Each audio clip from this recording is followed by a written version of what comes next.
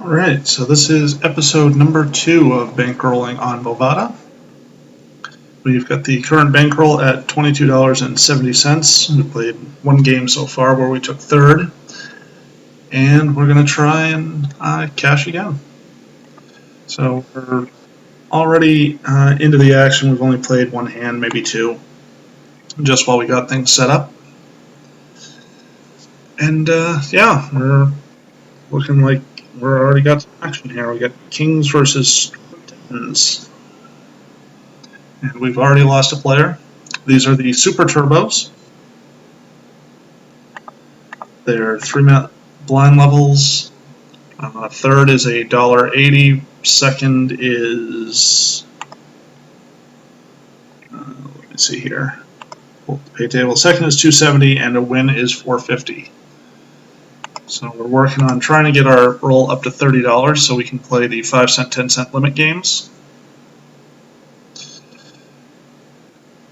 And yeah, we're just going to see if we can cash and make some money. So we've already lost a player. Looking like we may lose a second player. This game's a little bit quicker than the first one. It took us, I think, 10-15 minutes before we had our first elimination.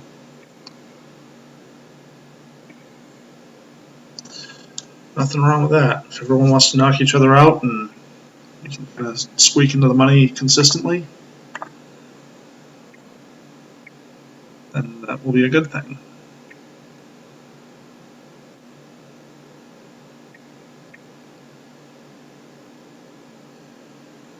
Quite the limpy table here. So we might play pretty tight, as is the standard style that I like to go with in the low buy-in sit-and-goes. Especially in these early levels where people are just kind of going nuts. It is a Friday night, so I expect to see quite a bit of action.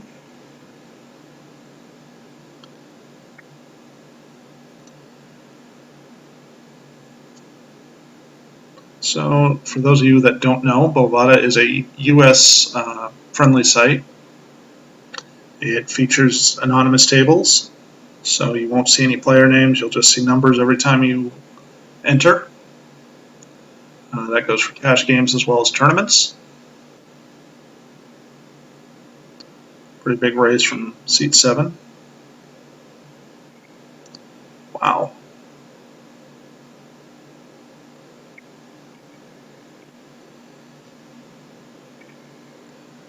Okay, I'm not really sure what 7 was thinking there. Just decided to go nuts. Give, raise that up. That should not be up. You need to go away. Okay. Give seat 3 a whole bunch of chips. So we haven't even really down here yet. We're, what, 4 hands in, and we're about to lose a second player probably.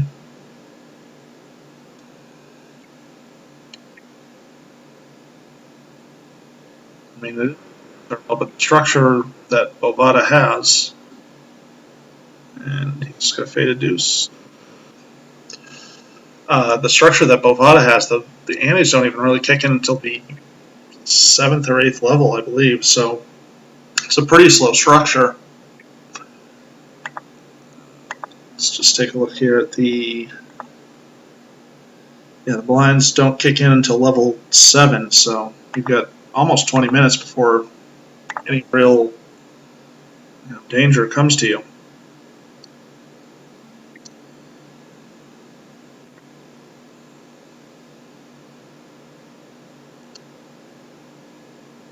Player 7's all in again. You got called by player 3.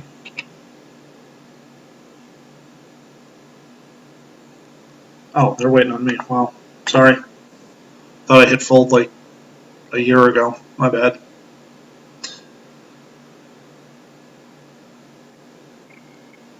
It's a big pot for 7 to win if he can pick it up. 6 deuce 3 looks pretty ragged.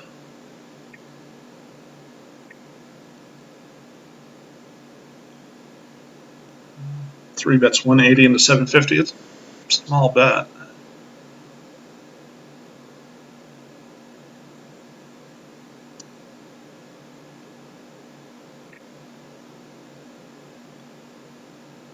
He's got another small bet. There's a min raise and call.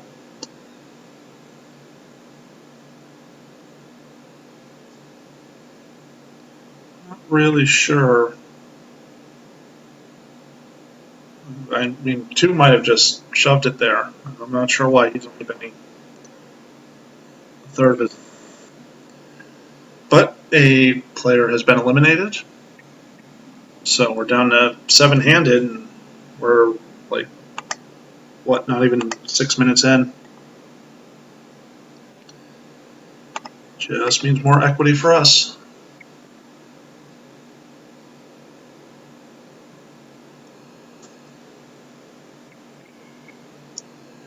So I think what we're going to focus on mainly, oops, as I kick the table, I think what we're going to focus on mainly is playing the limit cash games. The 5 cent, 10 cent is what we'll start at. When we hit our 300 big bets that I'd like to stick to. I'd like to stick to some decent bankroll management decisions. Wouldn't really call this a challenge per se, but we're definitely trying to build a bankroll from $22 up to whatever the highest limits that we can get to are.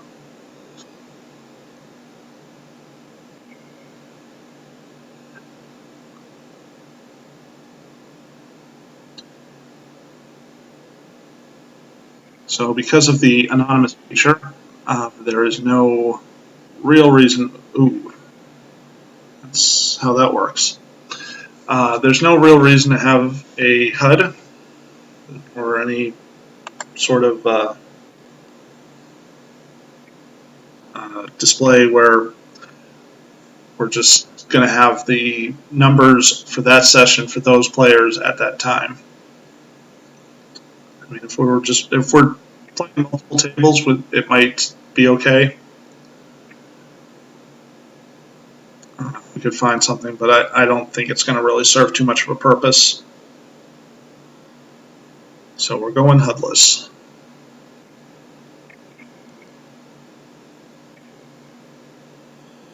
Would have made a straight flush. Just man. King Queen in a 7-handed game. I think I'm actually going to fold that. I know that looks super nitty, but we've got 3 wild players in here, so I'd like to see them kind of butt heads a little bit more. I don't think we really need to get involved too often, says the guy who would have flopped 3 queens.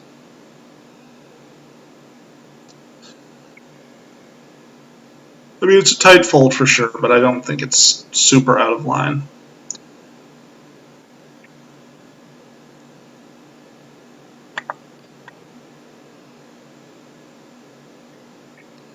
Could be wrong, though, because of the super turbo structure that we might want to get it in a little bit more wider.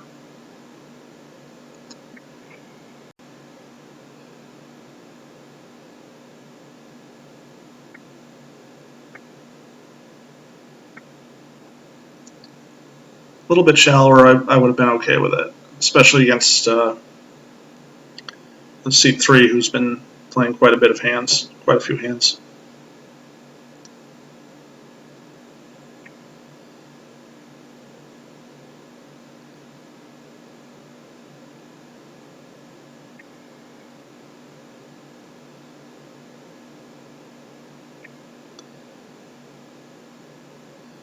Pretty small bet from seat 6 on the river there. A rather large raise right back out.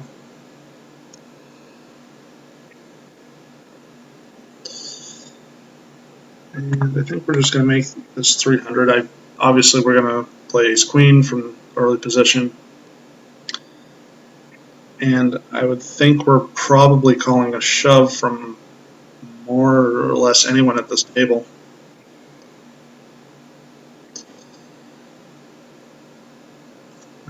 I don't think we can continue with this. There's too many people in the hand.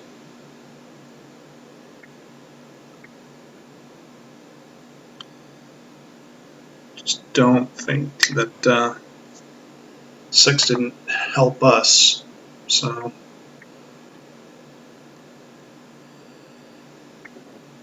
I might have the best hand, but I'm just going to check it anyways.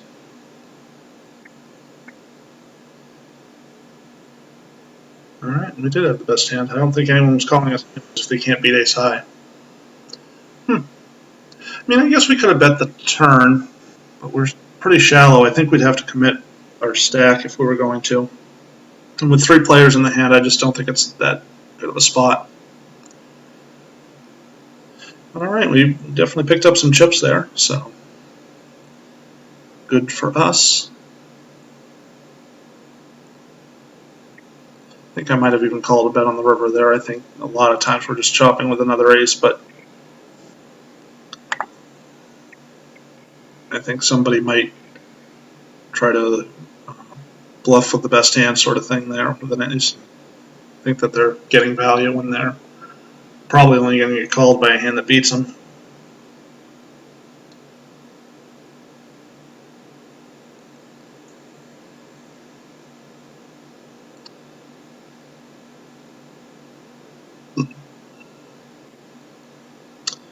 We have 2 people sitting out.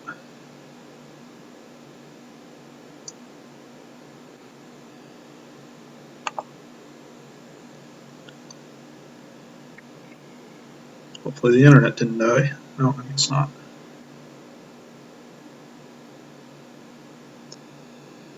Looks like everything's up and running. On my end anyways, I don't know about theirs.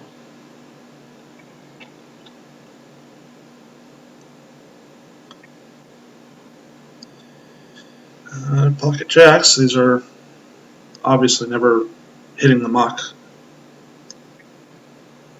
We're just going to make it, I'm actually going to put in a big raise here, or bigger than what I normally would. Okay. Thought maybe, because we did open for 3x and got called in multiple spots, I thought maybe we could make a bigger raise and get called again, because we're probably just going to ship most flops.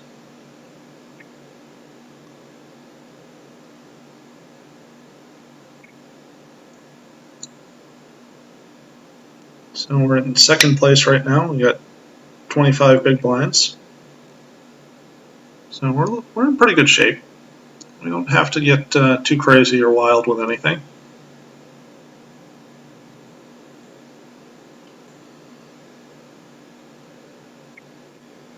Usually I don't really get too frisky before the bubble or before the money.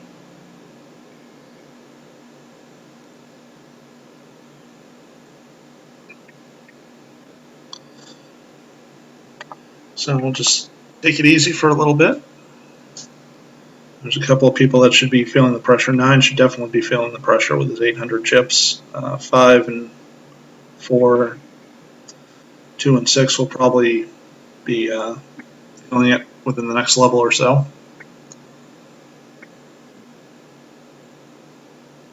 Not that we're super deep, but we're not as bad off as some of the players.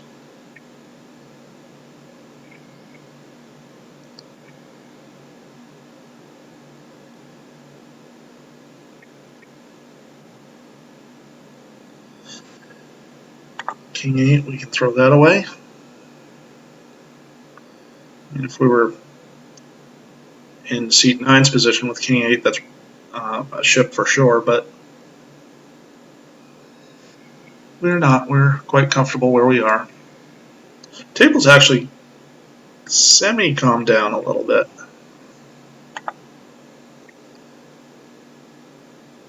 It's still pretty loose, but it's not as aggressive as it was when we first started.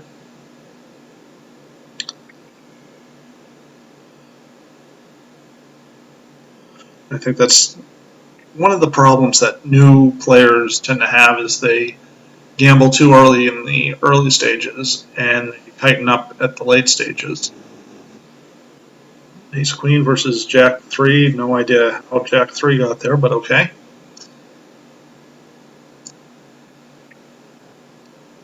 Gotta love Bovada.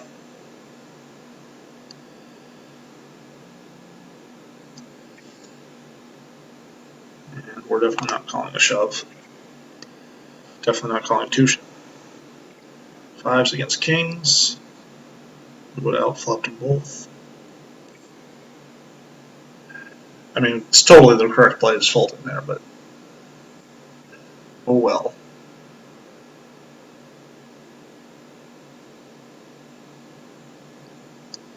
So seed 4 is on life support here. He goes all in. Seed 5 goes all in. Ace deuce against ace 9. We folded the deuce, so the 9 should be real good. Yep. He quadruples up almost. I think. Wasn't he at like 200 something? I think he was at like 200 something when we started the hand.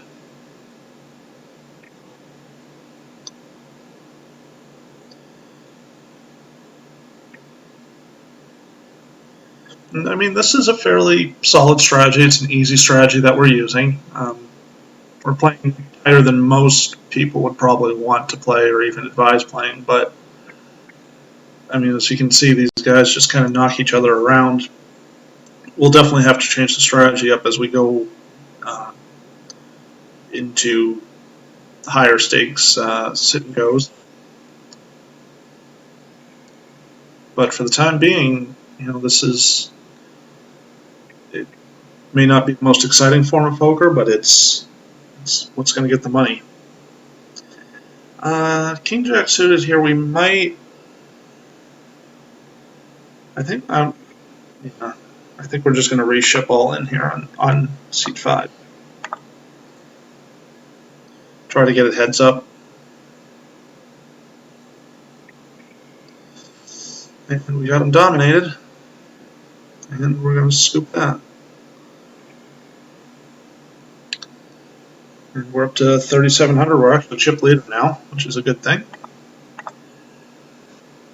I can't recall any tournaments where being a chip leader is a bad thing, so.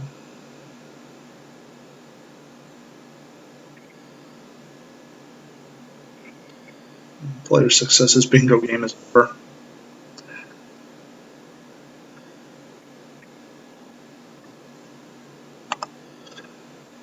I mean, I don't really do a whole lot of table chat. I don't see the point in it.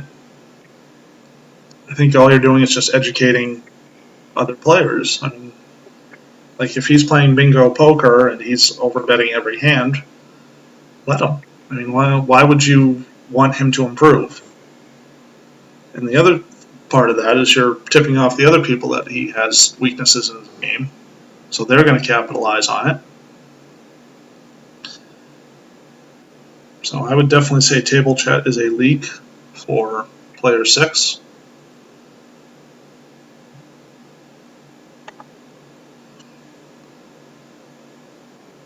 And there's talking at the table and having a friendly conversation and all that, but I mean, there's no real reason to be, saying stuff like that. You also find that the ones who are doing the most talking at the table, who are critiquing everyone else's play, are usually one of the bigger fish at that. It always seems like the fish have advice for somebody.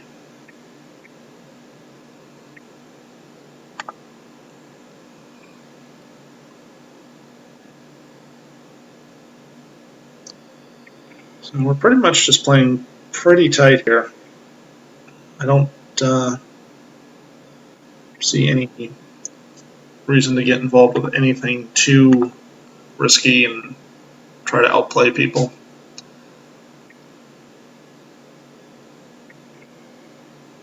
You can just wait for good spots and good hands and see what happens. I mean, nobody here is really playing super solid. There's just a lot of spewy play here.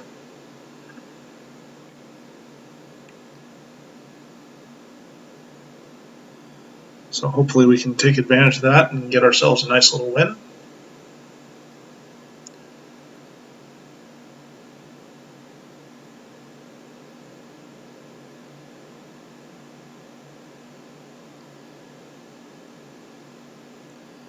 Nine's gone into the tank, which is kind of interesting. I don't know. I mean, he's either going for it or not. Queen 10. Oh, when he's hit that, that's brutal. That is pretty brutal.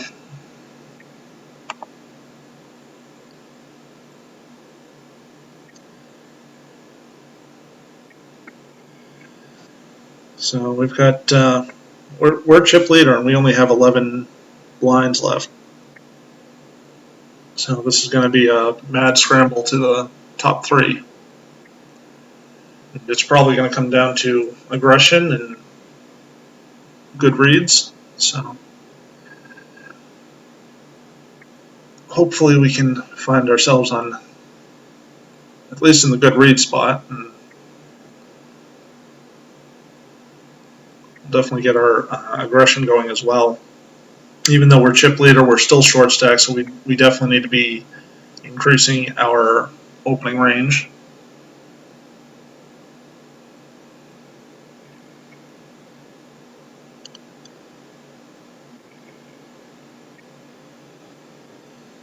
Ace 5, no. I think the big blind, if we shove, the big blind's just going to call with quite a bit. You can see 6 is still just babbling to himself.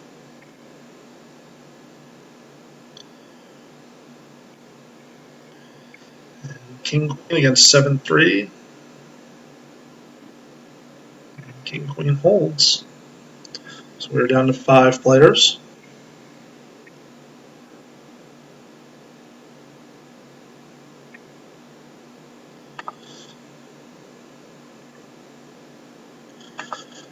Check and hope to hit something. We do not.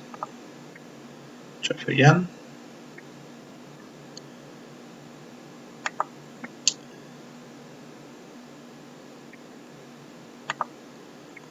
I can't imagine that nothing hit him there. I don't think we can get him to fold anything. I mean, he might have had a small pair, but I just don't think we can get him to fold.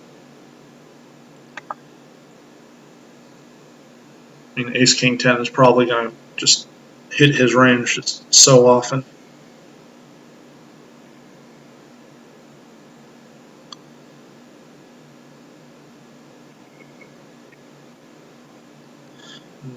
Nine is probably the most conservative at the table outside of us.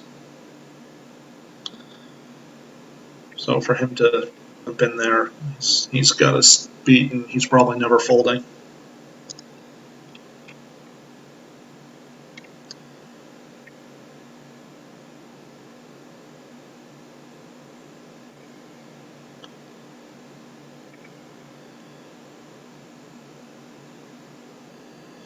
Alright, we got less than 7 big blinds. 10-7 is not the hand we're going to get it in with.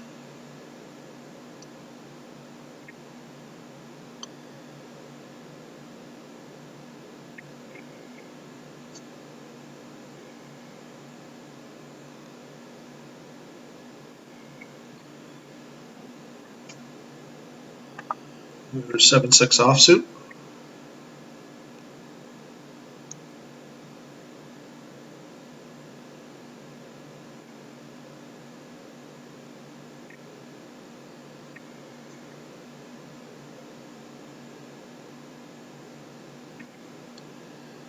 Four is all in. 6 calls. 2 raises. This could be a very interesting hand. Not really sure why you just call and leave yourself 41 chips behind, but Queens, Ace 5, Jack. Wow. All right, so we made the money again. So that works. King, Queen, this is going to be a chip almost. It doesn't matter. This is just. Oops, I bet pot. I thought I was going all in.